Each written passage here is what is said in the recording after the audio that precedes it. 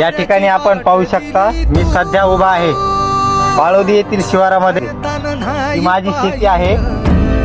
जवळपास हा माझा पूर्ण पट्टा 2.5 एकरचा आहे आणि या 2.5 एकरच्या पट्ट्यामध्ये जवळपास 1.5 एकर कापूस माझा बसलेला आहे. याचं कारण रात्री पाऊस झाला होता.